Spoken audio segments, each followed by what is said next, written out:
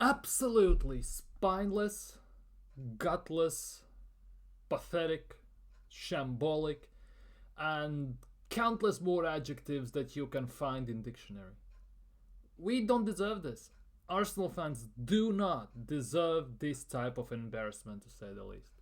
I don't even know how to describe this because this was pure and utter. Well, for lack of a better word, SHAT, to say the least. Arsenal 2, United 3, and the less said about this than better because, as I said, Arsenal fans don't deserve this embarrassment. From minute 1, maybe in few first seconds it looked something, but it was nothing. Absolute nothing. Absolutely. United played their excellent game. Carrick did excellent job. Team played an excellent performance. We get one lucky goal. Owen Goles scores again. Set piece FC 2-2, and 2 seconds later it's 3-2 and we lose the game.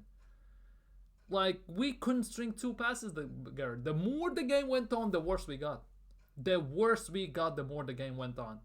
And Arteta again did nothing. He made 4 subs at one stage. And, well, so what? Because that didn't change anything. Absolutely changed nothing. Odegaard, useless. Saka, 300 grand a week for that guy. 300 grand. Best case scenario, he should be on 30 grand based on these performances. Odegaard, again, captain, hooked off, useless, spineless, gutless, pure and sheer mirroring effect of the team and the manager. No risks, no safeness, just safety. Passing it backwards, absolutely nothing to say, absolutely nothing. Trossard, why is he even on the pitch? Jesus might as well not be on the pitch. Strikers in this team don't exist. Doesn't matter, you have Gyökeres, you have Havertz, Jesus, Lacazette, Giroud, R9, Cristiano Ronaldo in his prime, Eusebio, nobody cares. They could not succeed under this manager in this system. And this is on the players, 100%, but even more this is on the manager. And again, there will be defensive, Arteta Defense League will be in full effect. Without shadow of a doubt, they will be in full effect. Oh, look, first loss of the season, at home, wow, and all this crap. But there is a way to lose. There's a way you portray yourself. And every single game we have lost, every single one we could have won. If we were brave, if we went for it, if we had proper tactics, if we adjusted, and if we went for it. And we did none of that in all of those games. 3 draws in a row. And again, City beat Wolves 2-0. Villa beat Newcastle 2-0. And for all that hype last week from Top Gunners and everyone who said, oh look, City lost, ha ha ha, Villa lost, ha ha ha, we drew against Nottingham Forest, point gained, where are they now? Where are they now? Because this is inexcusable. A team that is going for the league, that should be winning the league, this doesn't look like a team that is ready to win something. This is another top 4 random performance. Best case scenario. Best case scenario.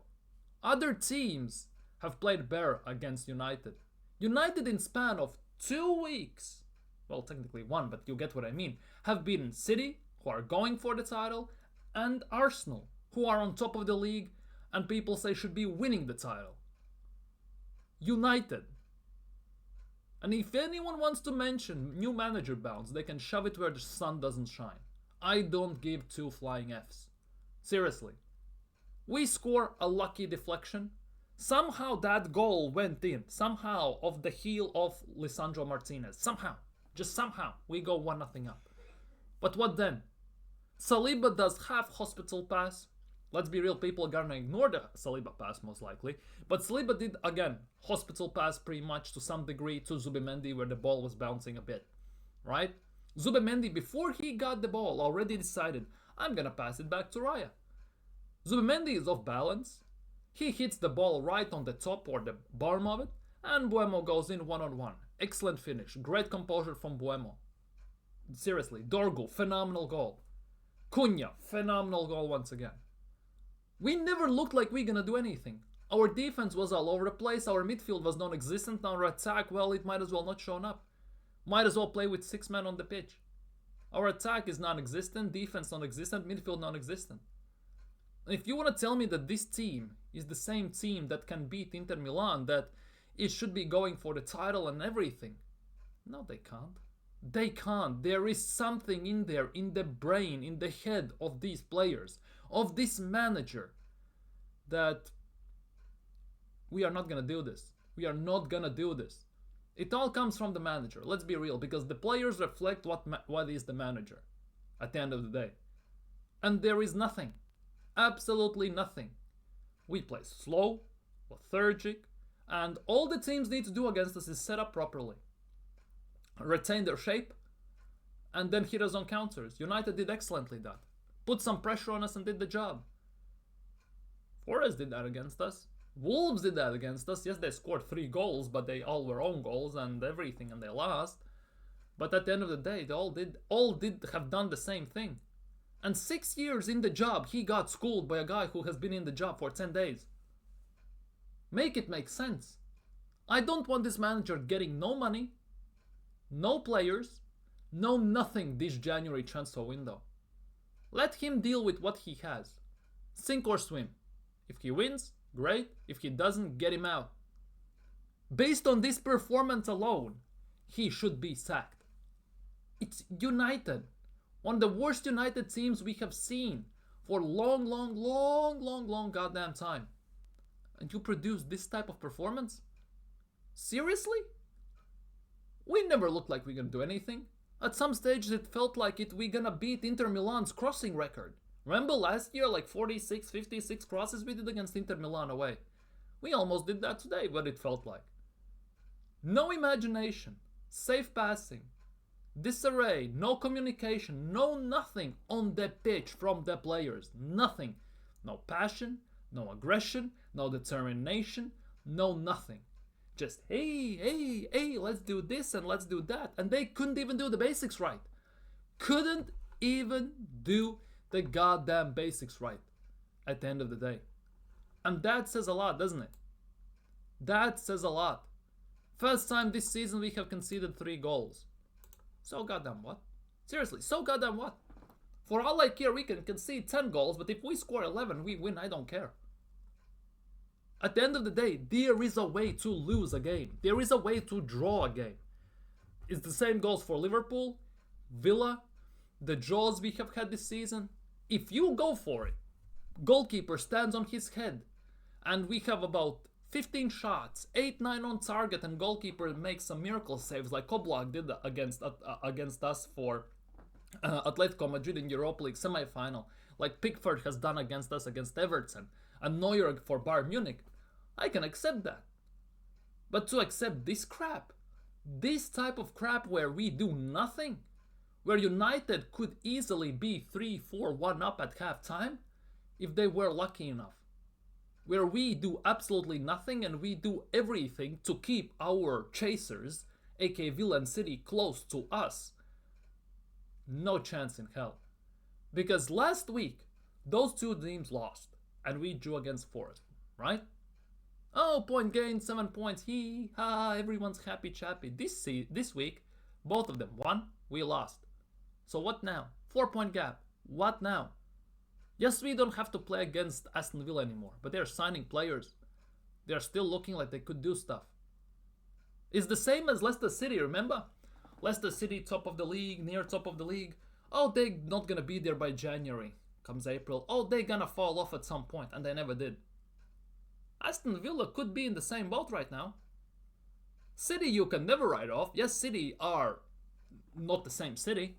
They're vulnerable defensively. Yes, they can struggle and everything, but at the same time, you believe in City more than you believe in Arsenal at this stage anymore, because City actually know how to fix their mistakes. They have accountability in their club. They have signed Gehi now. They have signed Semenyo. Semenyo is in a great form for them as well. 3 competitions, 3 goals, 1 assist or 2 assists. He's doing well. 4 points. Let's not forget April 18th, if I'm not mistaken. We still have to go to Etihad. And based on how we play at Etihad, what we have seen away at Villa, at Liverpool, at Anfield, I have no trust whatsoever in this manager that we're gonna win those games. Zero trust, negative trust actually. This manager is not good enough. He again once has proven that he is way out of his depth, which should not be the case after over $1 billion spent, 6 years in charge, more than that, and he's getting schooled by a guy who has spent no money. He has been in a job at 10 days, and for lack of a better word, doesn't know what he's doing. Compared to Mikel Arteta, who's been 6 years in charge. He has actually taken a team that Amorim couldn't do anything with, and in span of 1.5 weeks has beaten City, Challengers, and Arsenal, who are on top of there. This makes no sense. This performance alone should be a sackable performance. Arteta should be sacked on the spot. I don't give two tosses that we are on top of Champions League, on top of Premier League. But it's very evident that this manager doesn't have a clue how to do things sometimes. And it's always in the same scenarios, in same situations, same instances. No new ideas. Plan A doesn't work, we're screwed. He doesn't have a plan B.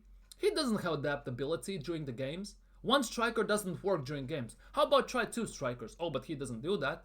5 minutes left in the game, we are 3-2 down. What do we see? Us passing the ball between defenders and midfielders. Our center backs are sitting at the back. None of them are up at striker. No Gabriel, no Saliba, nobody is up there for a cross, even though we want to cross the ball all the goddamn time. At the end of the day, this was one of the worst performances this season from Arsenal, if not the worst. And let's be real, against Wolves, that was a horror show. And to a degree, this was even worse. In the preview, I said this is going to be a tough game. I said Arsenal are going to win 3-1. No chance in hell. With these performances, by April, by the time we play Man City, don't be surprised if they are above us. Don't be surprised, because this is not the first performance this season we have been so shit, and it's not gonna be the last. 3 games in a row we have drawn, we haven't won. Genuinely. Because if this team could actually attack and could score goals for fun, as it should based on the team and players we have, we would be 12, 13 points clear. But we are nowhere near that. It's 4 points. That's 2-game swing. 2 games. 2 goddamn games. And Arsenal's schedule, and on a quick note, right? We have obviously we have to play Leeds next week away at Elland Road. We always struggle there. Always struggle there. Leeds at Elland Road is one of the toughest places to go. And Arsenal played them away. Man City are playing Spurs away. We'll see how that's gonna go, because Spurs tend to do good against City. At the same time, Spurs just drew against Burnley, so who knows. I'm worried. I'm very worried. Don't be worried. I am. When is the right time to start actually to acknowledge these issues, these mistakes, and these problems that have been there for the whole season and people genuinely have turned a blind eye on? When? When is Mikel Arteta gonna start getting held accountable for this crap we are seeing almost every week in recent times? When? Seriously, when? But anyways, Arsenal lose. We are 4 points clear. It's gonna get shrugged under the rug most likely. But let's be real. Odegaard should be gone. He's not performing in big games. He's useless. Oh, but he presses. That's overrated as hell. Doesn't even get the ball half the time and lies on the ground. Saka 300 grand a week, plays for corners. He's a 300 grand a week right winger who plays to get a corner at the end of the day. Set piece FC. Trossard, no Martinelli on the left. Then you loan out, by the way, Ranieri. That's the cherry on top of all of this, on top of the cake. Ranieri gets loaned down to Marseille. First game, he starts, he bags a beautiful goal. Trademark finish, to be honest, to some degree from Ranieri already. Make that make sense. Make that make sense. You want to tell me Ranieri is not better than Odegaard? He is. But he, on the other hand, is straight opposite of how Mikel sees football, how he wants to play. And as long as Mikel is here, I guess it's gonna stay that way. But anyways, let me know what you think about the game, about the performance, about these shambles. Let me know what you think. Like the video, subscribe if you're new, and see you very, very, very soon. Peace.